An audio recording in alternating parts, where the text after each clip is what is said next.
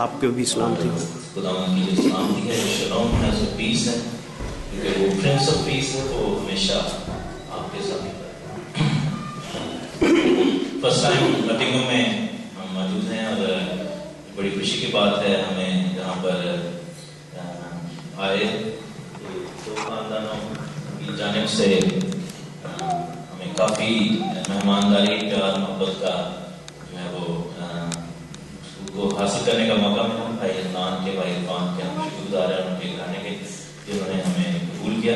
خدا ہم بہت برکت دے، اور آپ سب کے بھی آج کے آپ سب یہاں پر آئے.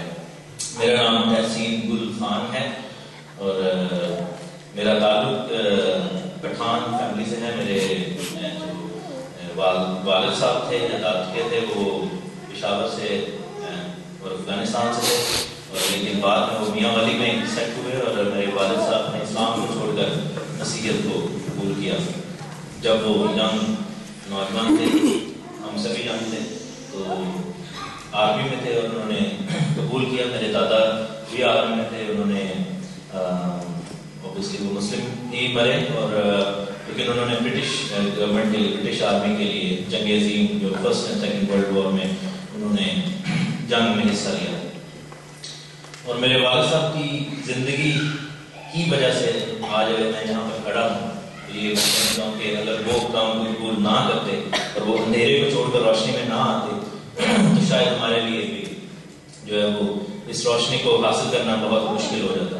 کیونکہ آپ کو پتہ ہے کہ بینگ مسلم یا مسلم فیملی سے تعلق رکھنے والے کے لیے کئی دوست ایسے ہیں جن کو میں جانتا ہوں جو کہ دل میں یہ سمجھتے ہیں کہ مسیح کا پیغام جو ہے سچائی پر مبنی ہے، لیکن پھر بھی وہ بندشوں کی وجہ سے نہیں آ پاتے. لیکن that was a brave decision, اور تقریباً 15 سال کی عمر میں میں نے خداوند کو قبول کیا اور پھر اپنی زندگی خداوند کو دی، اور خداوند استعمال کر رہا ہے. پاکستان میں بھی خداوند نے استعمال کیا. آپ میں سے جیسے میں نے بتایا کہ گلوری ٹیوب پر بھی آپ نے ہمیں دیکھا، اور ریڈیو، ویب سائٹس، بکس اور ٹی وی کے ذریعے ہم خدمت کرتے ہیں. میری وائف شکائنہ میرے ساتھ ہیں، اور میرے بھائی ہارون اور ان کی مسز بھی ہمارے ساتھ ہیں جو کہ ٹیم کے ممبر.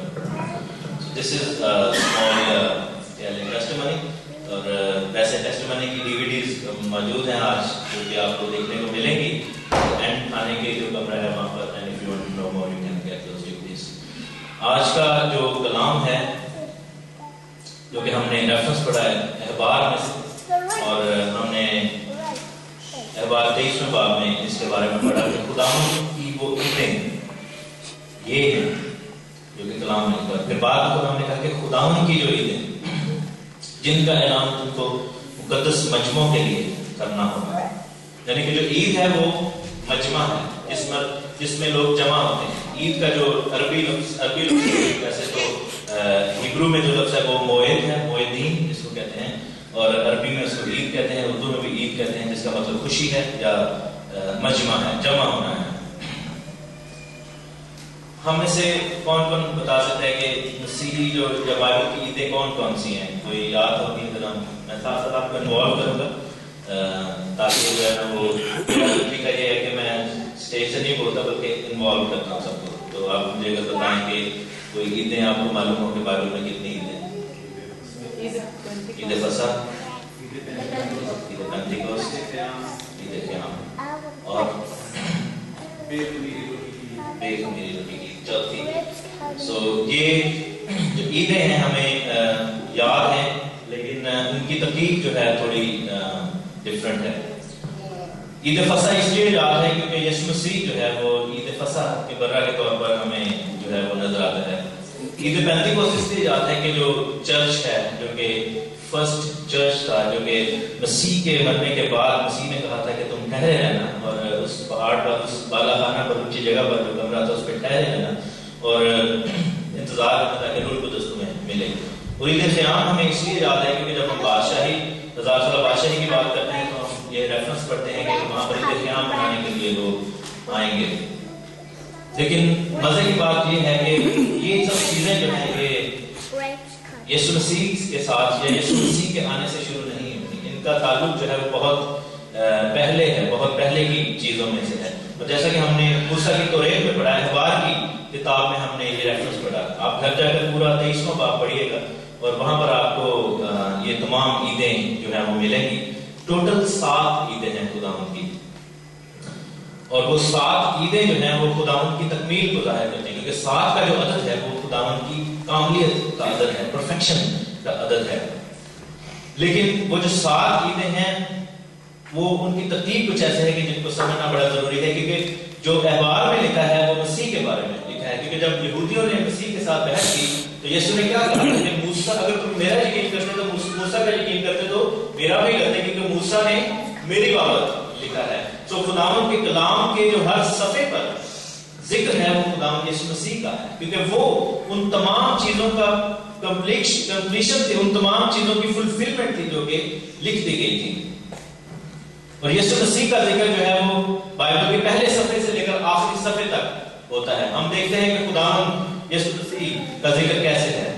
لیکن اس سے پہلے کہ ہم تو جائیں، میں آپ کو بتانا چاہتا ہوں کہ ہم ان پوائنٹس کو ساتھ ساتھ دیکھتے چلے جائیں گے کہ our God is the God of system, God of history and future, and there is future in the history as well.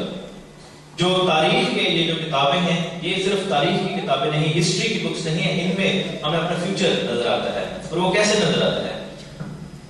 جو پروفیسی ہوتی ہے، جو نبوت جس کو کہتے ہیں، بہت سارے لوگ سمجھتے ہیں کہ مکاشفہ کی کتاب نہیں پڑھنی چاہیے کیونکہ ڈر لگتا ہے پڑھ کے، اور جو ہے وہ چیزیں ستاتی ہیں. ایسا کوئی جو ہے وہ تصور نہیں ہے بائبل میں. لیکن جو نبوت ہے وہ اس لیے دی گئی تاکہ راست باز لوگ اپنے آپ کو آنے والے وقت کے لیے تیار کریں، تیار رکھیں. اور یہ خداوند کا فٹ پرنٹ ہوتا ہے جس کے ذریعے سے ہمیں پتہ چلتا ہے کہ خداوند کا پلان کیا ہے. اور بائبل میں لکھا ہے کہ اچھا آدمی اچھے خزانہ میں سے اچھی چیزیں نکالتا ہے. تو یہ جو ہے یہ بائبل یہ ہے خداوند کا خزانہ جو کہ اچھا خزانہ ہے، اور اس میں سے ہمیں اچھی چیزیں نکالنی ہیں. اور بائبل میں یہ بھی لکھا ہے، میرے ساتھ اگر آپ ایک ریفرنس دیکھیں، آموس کی کتاب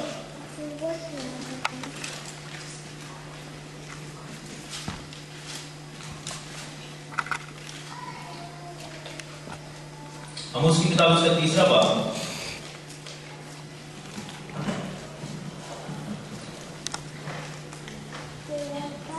اس کی پہلی آیت ہے، اے بنی اسرائیل، اے سب لوگوں جن کو میں ملک مصر سے نکال آیا ہوں، یہ بات سنو. اب یہاں پر جو بنی اسرائیل ہیں یہ فزیکل بنی اسرائیل بھی ہیں جو کہ فزیکل ملک مصر سے نکلے، اور ہم بنی اسرائیل جو کہ مقدس خداوند کی قوم کے لوگ ہیں جو کہ روحانی مصر یعنی دنیا سے ہم نکلے ہیں. ہمارے لیے یہ بات ہے. دیکھیں کہ میں نے صرف تم کو برگزیدہ کیا ہے، اور دنیا کے سب گھرانوں میں سے میں نے صرف تم کو برگزیدہ کیا ہے. اور آگے جا کر لکھیں کہ کیا دو شخص باہم منفق نہ ہوں تو کیا اکٹھے چل سکیں گے؟ کیا شیر ببر جنگل میں گرجے گا جب اس کو شکار نہ ملا ہو؟ اور یہ تمام چیزیں لکھی ہیں. اور لکھا کیا یہ ممکن ہے کہ شہر میں کوئی نرسنگا پھونکے اور لوگ نہ کانپیں گے، کوئی شہر پر بلا آئے اور خداوند نے اسے نہ بھیجا ہو؟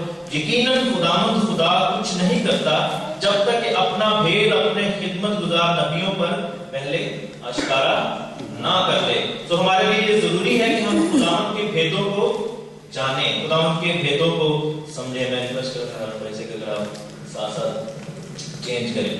اب بھیدوں کی اگر بات ہوئی ہے تو ہم دیکھتے ہیں کہ خداوند نے ابتدا میں جو ہے وہ اسٹرکچر بنایا. اسٹرکچر کیا تھا؟ خدا نے دن بنائے، خداوند نے زمانے بنائے، اور خداوند نے جو ہے وہ موسم بنائے، اور ان موسموں کے مطابق خداوند نے جو ہے وہ عیدیں دی.